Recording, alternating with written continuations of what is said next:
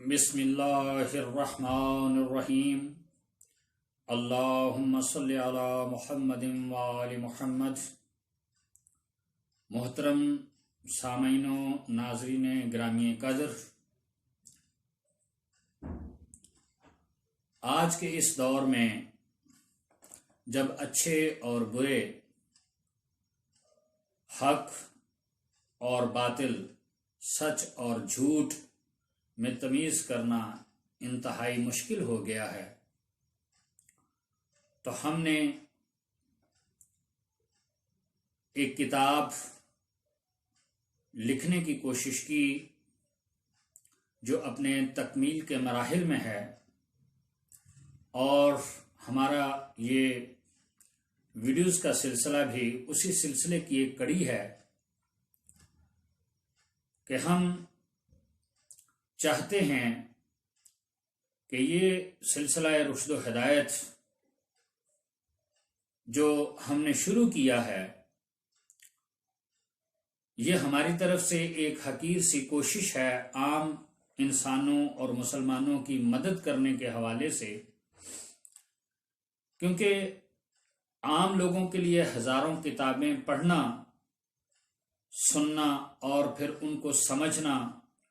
اور بالخصوص تحقیق کے حوالے سے، ریسرچ کے حوالے سے، یہ جو میں آپ کی خدمت میں ایک انٹروڈکٹری تعارف نامہ اپنے سلسلہ رشد و ہدایت کے حوالے سے بیان کر رہا ہوں، یہ اس کتاب کے حوالے سے بھی ایک اقتباس ہے،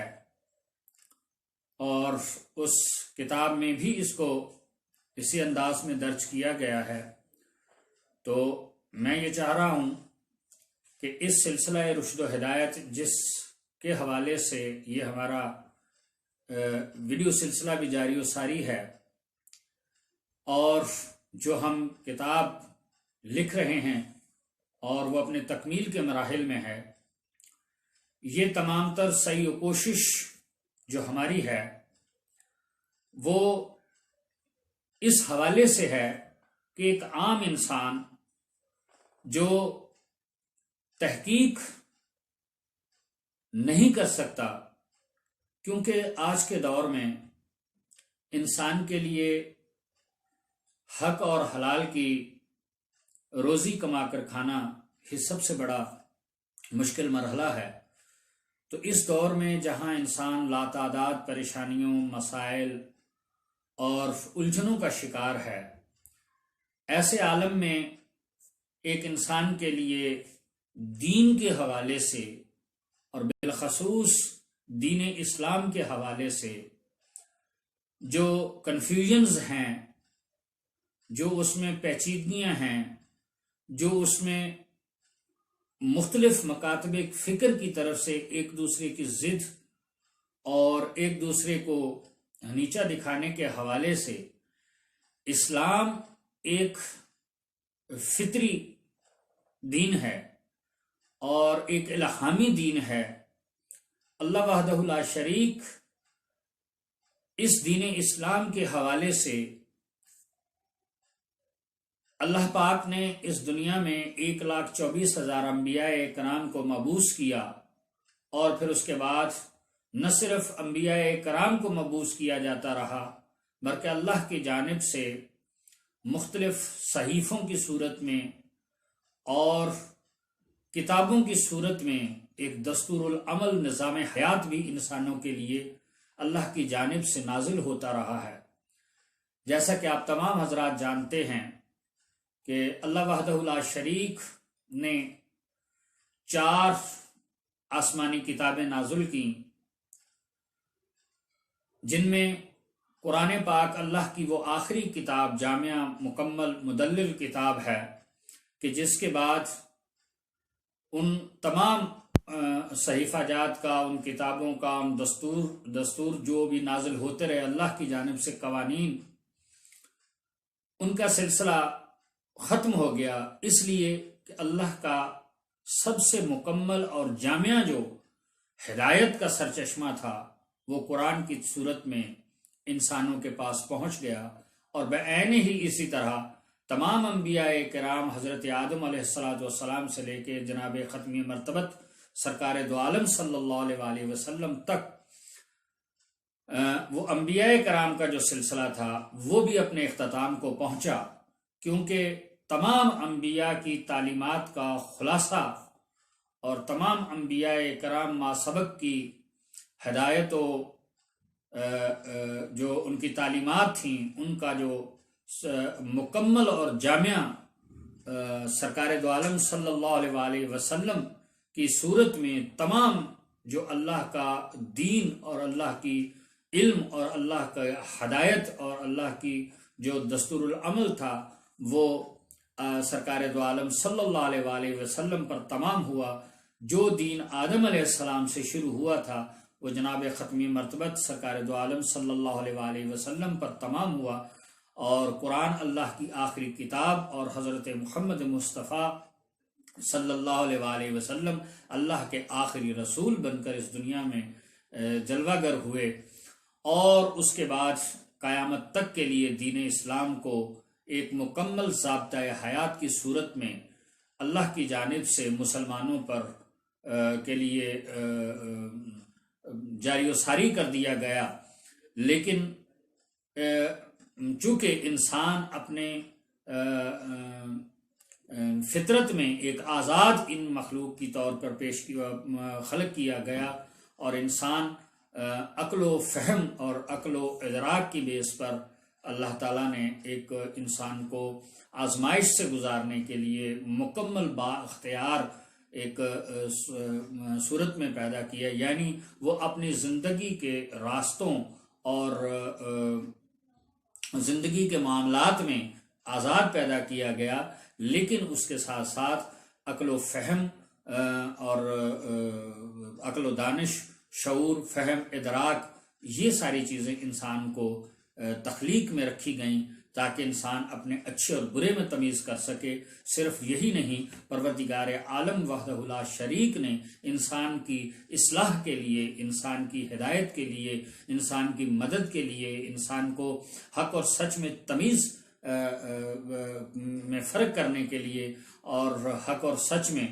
تمیز کی سہولت کے لیے اللہ وحدہ لا شریک نے انبیاء کرام اور ہادیان برحق کا ایک سلسلہ بھی جاری کیا۔ تو یہ تمام صورتیں مکمل ہو جانے کے بعد، یہ تمام تر اللہ کی جانب سے انسان کی رشد و ہدایت کے لیے معاملات اپنے اختتام کو پہنچ جانے کے بعد، اب انسان کو اس بات پر اختیار دے دیا گیا کہ وہ محض دنیاوی اپنی خواہشات کی بنیاد پر یا اپنے نفسانی خواہشات کی بنیاد پر وہ اللہ کے راستے سے کے برعکس راستہ اختیار کرتا ہے، جسے شیطان کا راستہ کہا جا سکتا ہے، کیونکہ شیطان بھی وہ اللہ تعالی وحدہ لا شریک کی طرف سے اس کو اختیارات دیے گئے، اس کی ان عبادتوں کے صلے میں جو دکھاوے کی بیس پر تھیں اور جو اللہ وحدہ لا شریک سے لالچ کی بیس پر تھیں۔ لیکن جب شیطان کے مقابلے میں اللہ نے حضرت آدم علیہ السلام کو زمین پر اپنا خلیفہ اور نائب بنانا چاہا، تو اس وقت شیطان کے وہ اندر کی جو منافقت تھی، جو اس کے اندر کی جو شیطانیت تھی، جو اس کے اندر کی جو دکھاوا تھا اور اس کے خلوص کی جو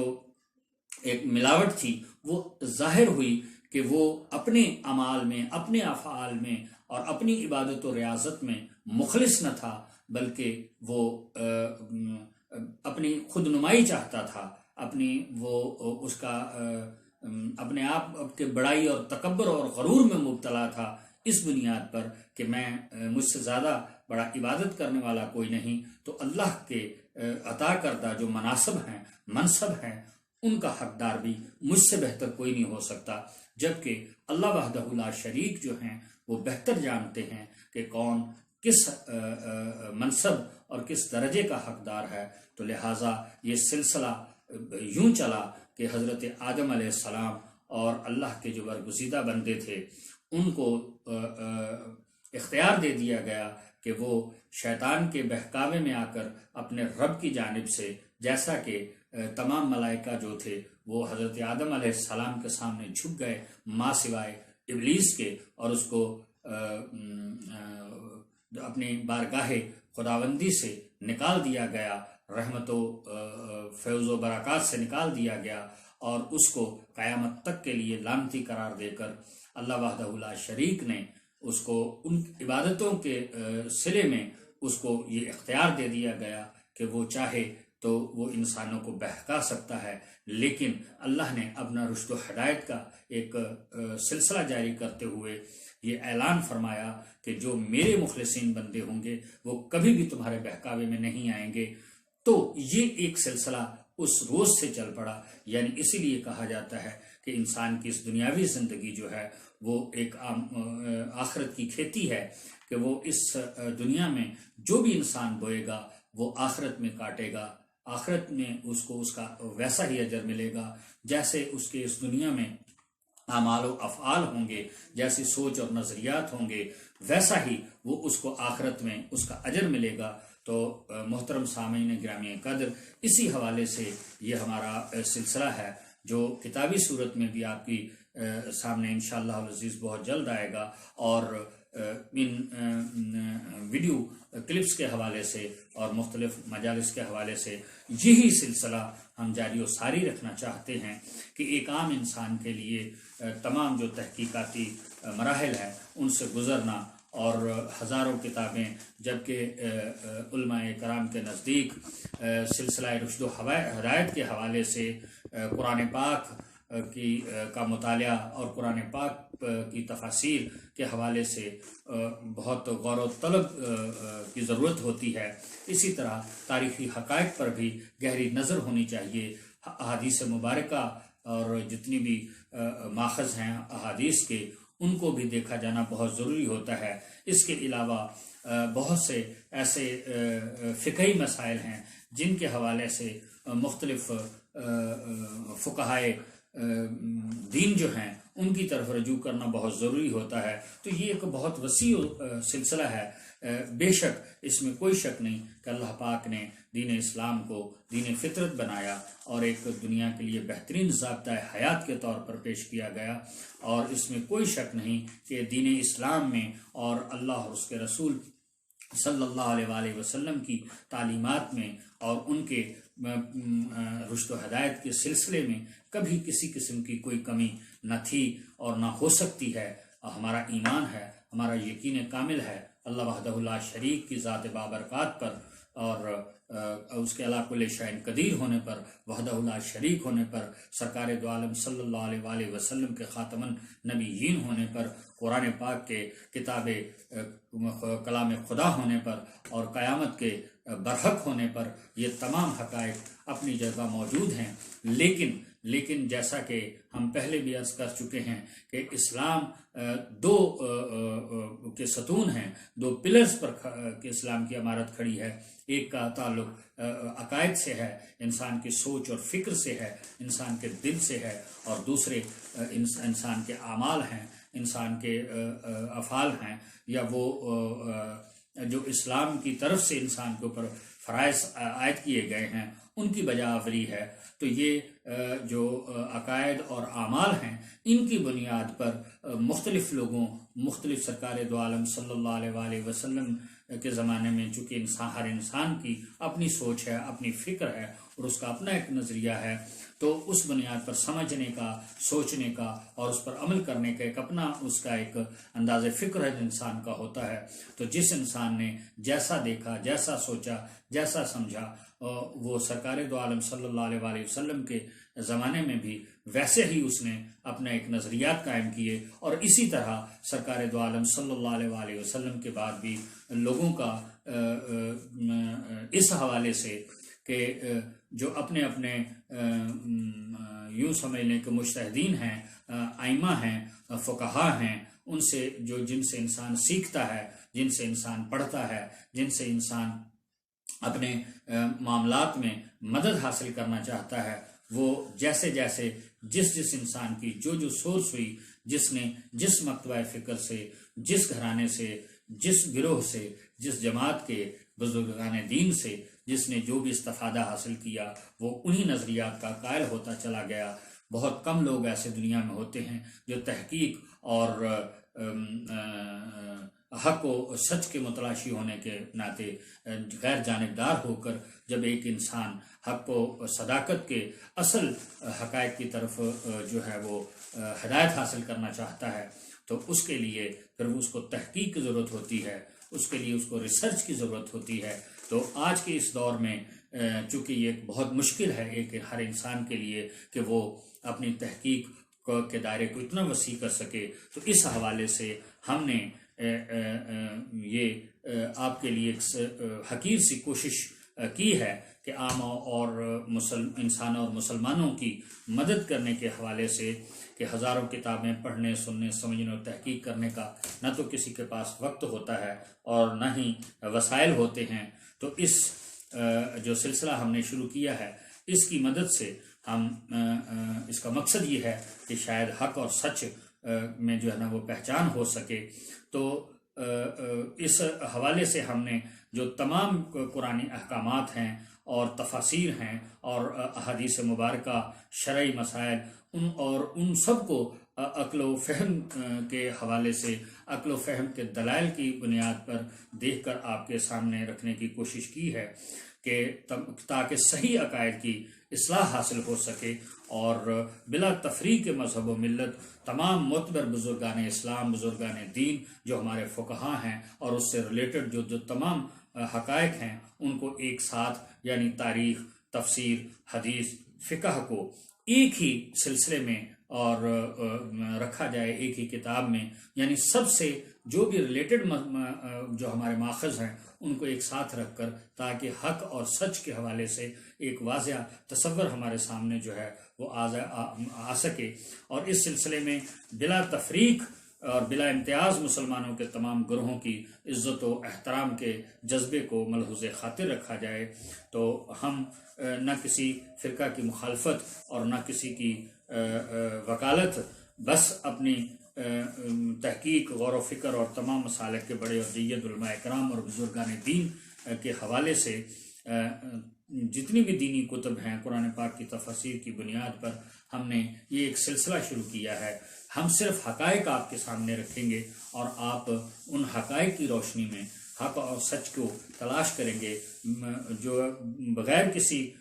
کے اوپر جو ہے نا وہ جبر و تشدد اور جبر و بلا